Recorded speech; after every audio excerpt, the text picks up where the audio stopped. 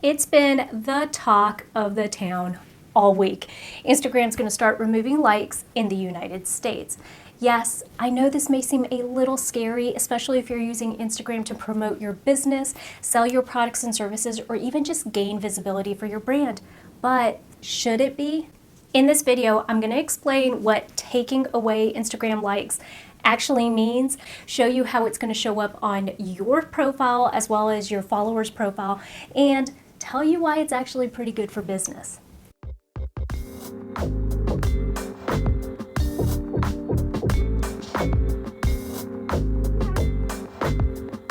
Hi y'all, I'm Vivian Walton, the Seasoned Marketer, and my channel is all about sharing marketing tips, tools, and tactics with resourceful business owners. In today's video, I want to go in and clarify just a few things about Instagram getting rid of likes and share with you why it's actually a good thing for your business. All right, so let's start at the very beginning for any of you out there that maybe just simply haven't heard. Earlier this year, Instagram started experimenting with removing the visibility of Instagram-like counts on posts.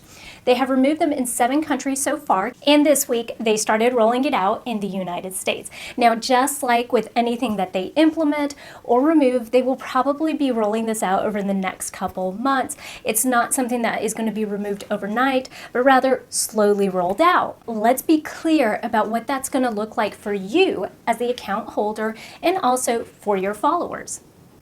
For you as the account holder, right now, this is what you see whenever you post. Now, what you will see when Instagram removes the like counts is this. Notice anything? Oh yes, you still get to see the like count. It's just in a different place and not accessible to the public or to your followers. The reason I show you this is that I have seen so many people on Instagram and other social media feeds this week saying stuff like, Instagram got rid of likes. No, they actually did not. They just quit showing the like counts on profiles. So as for your followers or Instagram users, this is what they currently see whenever they look at your post. And then once the change occurs, this is what they're going to see. All right, so I'm not trying to be dramatic here, but someone please explain to me why this is such a big deal. I simply don't get it.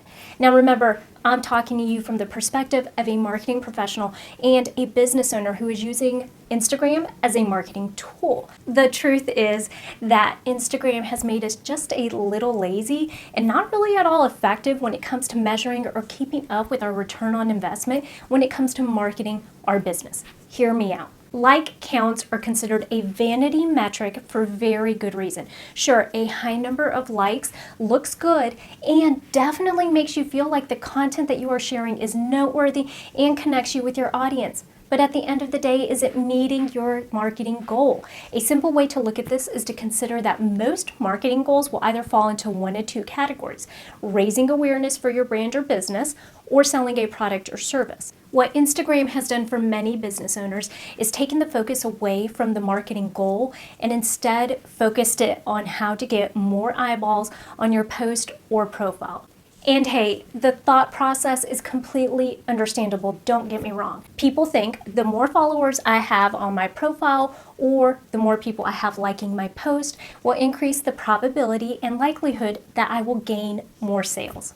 But you and I both know that that's not how sales are made, and it's certainly not that easy. Otherwise, everybody on Instagram would be making a ton of money. In order to increase our chances of making a sale or gaining a loyal customer, we have to make sure that we are vetting out who we are marketing to.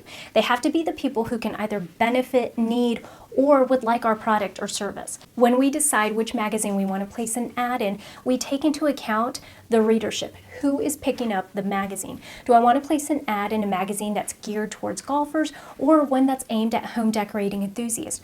Who is my target audience? Now, how many of us are doing that on Instagram? If you take a look at the followers that you have on your Instagram business profile, can you confidently say that you've curated a following of people who are interested in your products or services, or are they people that simply don't engage and really don't care about your business?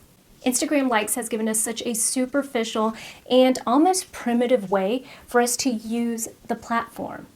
So I'm going to venture that I'm not the only one that has seen the feedback and information out there all this week of people taking this change pretty hard. So there are a lot of people out there that's saying it's going to negatively impact the way Instagram is used, and that it's also going to limit the business opportunity that we have to go out there and showcase our products and services. I'd like to challenge that view. Instagram was recently estimated at being worth over $100 billion if they were a standalone company. Now, remember, they're not a standalone company. They got bought out by Facebook back in 2012. With that being said, Instagram is still growing in the United States, while Facebook, on the other hand, is not. Recent figures have shown that out of Facebook's $13 billion ad revenue, Instagram now accounts for 15% of that, and it continues to grow. Now, what would you do if you were a business and you noticed that one of your service lines was kind of at a standstill and your other one was continually growing? Well, you're going to dump more resources into the one that is continuing to grow. The point being, guys, Instagram is not going to do away with Instagram like counts on your profile if it's not good for business. There is a lot of speculation as to what Instagram is gearing up to do. I mean, down the road, they could potentially offer us the opportunity to make that like count public again for a small nominal monthly fee, or maybe it's their attempt to actually streamline more ad dollars into the official Instagram ads. Now, what I mean by that is that it's no secret that we've seen a big flux in Instagram influencers who are out there selling products and services on behalf of brands who reach out to them and say, hey, I know you've curated a really great following and I want to take full advantage of that. So here's my product and service, and I will stream some advertising dollars to you to promote it.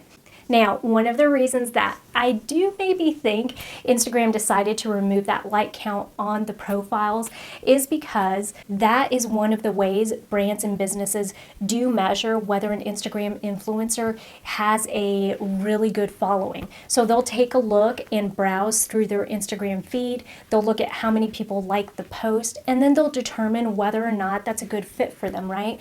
Now, that means that Instagram gets cut out of that potential ad revenue. So could it be them trying to compensate or circumvent that potential relationship? Yeah, I'd imagine it has something to do with it.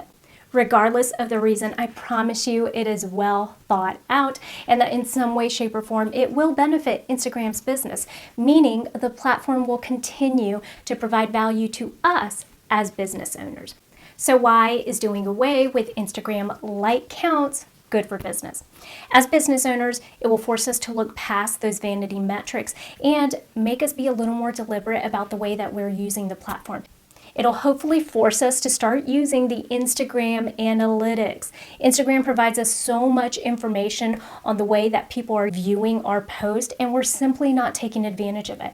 It means that Instagram is still looking for ways to add value to the platform. So remember, they're in the business of selling ads, and what really attracts people to ads on any platform, making sure that it's reaching the right people and making a really good connection. As business owners, that's a win for us. The more that they're able to connect us to our audience, the better. And most importantly, it's just one more reminder to us that we need to diversify when it comes to marketing our business.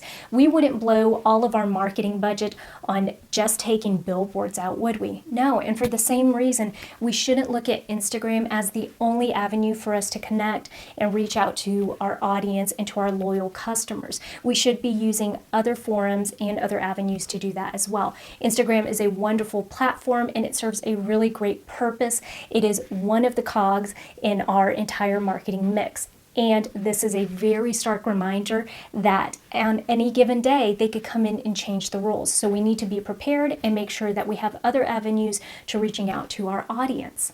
All right, so I hope you found the information that I shared here with you today useful. Remember that every Monday I release a video just like this one where I share information that you can use to help you save time or money when it comes to marketing your business. If you want to stay current and up to date with what I'm putting out there, I highly recommend that you like my Facebook page. You can find me under The Seasoned Marketer, or go ahead and subscribe to my YouTube channel.